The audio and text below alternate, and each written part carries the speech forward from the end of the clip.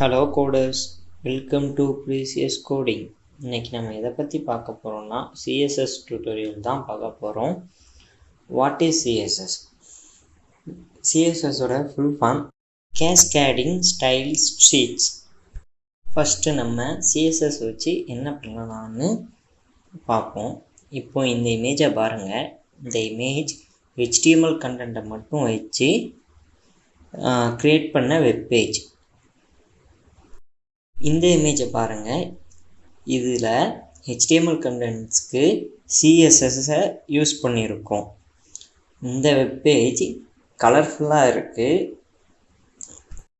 HTMLஐ வச்சு நம்மளால் ஸ்ட்ரக்சர்ஸ் மட்டும் தான் க்ரியேட் பண்ண முடியும். அந்த ஸ்ட்ரக்சர்ஸ்க்கு CSSஐ யூஸ் பண்ணி தான் கலர்ஸ் கொடுக்க முடியும். நம்ம பார்த்த இந்த ரெண்டு இமேஜோட டிஃப்ரென்ஸ்லேயே உங்களுக்கு தெரிஞ்சிருக்கும் CSS எதுக்கு யூஸ் ஆகுதுன்னு. CSS is the language we use to style and HTML content. CSSங்கிற லாங்குவேஜ் நம்ம ஸ்டைல் பண்ணுறதுக்கு, அதாவது HTML கண்டென்ட்ஸுக்கு ஸ்டைல் பண்ணுறதுக்கு யூஸ் பண்ணுவோம். CSS சிண்டாக்ஸை பாருங்கள். H1 கலர் ப்ளூன்னு கொடுத்துருக்கோம். இதில் H1ங்கிறது செலக்டர், அதாவது HTML கண்டென்ட்ஸில் H1, H2, P tag இந்த இதெல்லாம் செலக்டர்ஸ். ஓகேவா? இதில் கலருங்கிறது ப்ராப்பர்ட்டி, அதே மாதிரி டிஸ்பிளேங்கிறதும் ஒரு ப்ராப்பர்ட்டி. இந்த கலருங்கிற ப்ராப்பர்ட்டிக்கு ப்ளூங்கிறது வேல்யூ, அதாவது H1 செலக்டர், கலருங்கிறது ப்ராப்பர்ட்டி, வேல்யூ ப்ளூ. இதுதான் ஒரு HTML சிண்டாக்ஸோட டிக்ளரேஷன்ஸ். CSSோட செலக்டர்ஸை பார்க்கலாம். CSSோட செலக்டர்ஸை 4 டைப்ஸாக பிரிக்கலாம். ID selector, class selector, universal selector, grouping selector. ஐடிங்கிறது ஒரு யூனிக் நேம், ஐடி ஐடென்டிஃபிகேஷன். ஐடிங்கிறது ஒரு யூனிக் நேம். ஒரு குறிப்பிட்ட செக்ஷனுக்கு ஒரு ஐடி நேமை வச்சு அந்த ஐடிக்கு நம்ம CSSோட ஸ்டைல்ஸை எழுதலாம். அதாவது இங்கே ஐடிங்கிறது ஐடி செலக்டர். கிளாஸ் செலக்டர்ஸ்னால், கிளாஸுங்கிறத நம்ம எத்தனை செக்ஷனுக்கு வேணால் யூஸ் பண்ணிக்கலாம். இந்த கிளாஸுங்கிற செலக்டர் யூஸ் பண்ணி கிளாஸுங்கிறது ஒரு கிளாஸோட நேமை வச்சு அந்த கிளாஸுக்கு நம்ம வேல்யூஸை பாஸ் பண்ணலாம். ப்ராப்பர்ட்டி போட்டு வேல்யூ போட்டு அதுக்கு ஸ்டைல்ஸ் எழுதலாம். யூனிவர்சல் செலக்டர்ஸ்னால், ஒரு பேஜில் மொத்தமாக இந்த பேக்ரவுண்டு, இந்த பேஜில் எல்லா பேக்ரவுண்டுமே ஒயிட் கலர் வரணும், பிளாக் கலர் வரணுங்கிறத நம்ம யூனிவர்சல் செலக்டர்ஸில் எழுதுவோம்.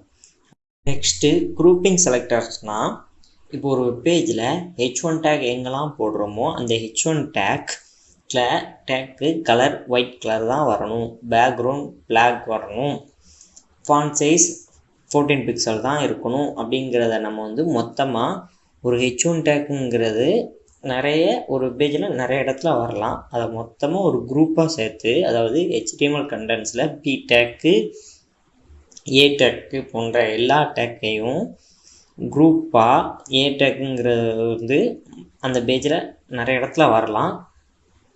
அது வர எல்லா கண்டென்ட்டையும் ஒரு குரூப்பாக இருக்கும். அதனால தான் அதை குரூப்பிங் செலக்டர்ஸ் சொல்லுவோம்.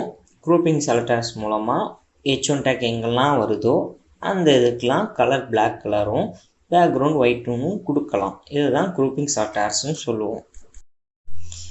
3 ways to write CSS style sheets. அதாவது 3 வழி மூலமாக நம்மளால் CSS style sheetsல ஸ்டைல்ஸை எழுத முடியும். First one external CS, second one internal CSS, third one inline CSS. First நம்ம எக்ஸ்டர்னல் CSS பற்றி பார்ப்போம். எக்ஸ்டர்னல் CSSனால் HTML கண்டென்ட்டு வேறு ஒரு ஃபைலாகவும், CSS ஸ்டைலிங்ஸ் அப்படிலாம் ஒரு தனி ஃபைலில் நம்ம எழுதலாம். அதாவது அந்த HTML கண்டென்ட்டு இருக்கிற ஃபைலை விட்டு வேறு ஒரு ஃபைலில் HTML CSSோட ஸ்டைலிங் சிண்டாக்ஸ் அப்படிலாம் எழுதுவோம். எக்ஸ்டர்னல் CSSஐ நம்ம சேவ் பண்ணும்போது .cssங்கிற எக்ஸ்டென்ஷன்ஸை வச்சு தான் நம்ம சேவ் பண்ணணும். அதாவது நம்ம சேவ் பண்ணும்போது .cssங்கிற எக்ஸ்டென்ஷன்ஸை யூஸ் பண்ணுவோம். அதிகமான ப்ரோக்ராமர்ஸ் CSS ஃபைலுக்கு style.css தான் வைப்பாங்க. நம்ம style.cssன்னு ஃபைல் நேமை சேவ் பண்ணிவிட்டு அது உள்ள ஸ்டைலிங்ஸை ஃபுல்லாக ரைட் பண்ணிவிட்டு HTML கண்டென்ட்ஸ் இருக்கிற ஃபைலில் இன்க்ளூட் பண்ணுவோம். அதாவது லிங்க் டேக் மூலயமா நம்ம இந்த எக்ஸ்டர்னல் CSS ஃபைலை அந்த HTML கண்டென்ட் இருக்கிற ஃபைலில் இன்க்ளூட் பண்ணுவோம். HTML கண்டென்ட் இருக்கிற ஃபைலில் CSS style.cssன்னு சொல்லி சேவ் பண்ண ஃபைலை இன்க்ளூட் பண்ணுறதுக்கு யூஸ் பண்ணுற டேக் லிங்க் டேக். நம்ம லிங்க்னு ஸ்டார்ட் பண்ணி அதில் REL அதாவது ரிலேஷன்ஷிப் அப்படின்னு சொல்லிட்டு ஸ்டைல் ஸ்டீட்ஸும் போடுவோம். HREF போட்டு இந்த ஃபைல் பாத்தை கொடுப்போம். ஃபைல் பாத்தில் அதாவது நம்ம style.css சேவ் பண்ணோம்ல அதை HTML கண்டென்ட் இருக்க ஃபைலில் CSS ஃபைலை இன்க்ளூட் பண்ணுவோம். நெக்ஸ்ட்டு இன்டர்னல் CSS அதாவது HTML கண்டென்ட் இருக்கிற ஃபைல்லையே நம்ம ஸ்டைலுங்கிற டேக்கை யூஸ் பண்ணி அந்த டேக்ஸ் உள்ள நம்ம ஸ்டைல்ஸை எழுதிக்கலாம்.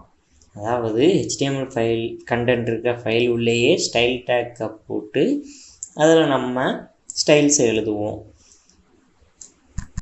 CSS ஸ்டைல்ஸை இன்க்ளூட் பண்ணுறதுக்கு ரைட் பண்ணுறதுக்கு இன்னொரு வே என்னதுன்னா இன்லைன் CSS.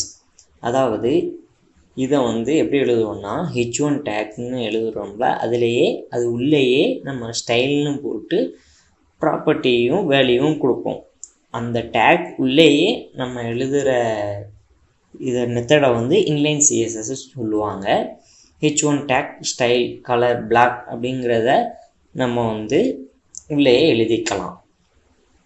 இந்த இன்லைன் CSS எப்படின்னா அந்த டேக்ஸுக்கு மட்டும்தான் பொருந்தும். இதை நம்மளால் ஐடி யூஸ் பண்ணியும் கிளாஸ் நேமும் வைக்க முடியாது. அதே எக்ஸ்டர்னல் இன்டர்னல் CSSல நம்ம கிளாஸ் நேமுங்கிறத வச்சோ ஐடி நேமுங்கிற நேமை வச்சோ நம்மளால் அது இந்த ஸ்டைல்ஸை எழுத முடியும். CSS properties colour, font size, font family, background colour, padding, மார்ஜின்னு இருக்குது. இதை மாதிரி 10க்கும் மேற்பட்ட ப்ராப்பர்ட்டிஸ் இருக்குது. இந்த ப்ராப்பர்ட்டிஸை பற்றி நம்ம எக்ஸாம்பிளோட அப்கமிங் வீடியோஸில் பார்ப்போம். அப்கமிங் வீடியோஸில் நம்ம CSSோட ஒவ்வொரு ப்ராப்பர்ட்டியையுமே அதுக்குள்ளான வேல்யூஸை எக்ஸாம்பிளோட ஒர்க் அவுட் பண்ணி பார்ப்போம். Thank you for your watching. See you next video. Like பண்ணுங்கள், சப்ஸ்கிரைப் பண்ணுங்கள், உங்களோட ஒப்பீனியனை கமெண்ட் செக்ஷனில் சொல்லுங்கள்.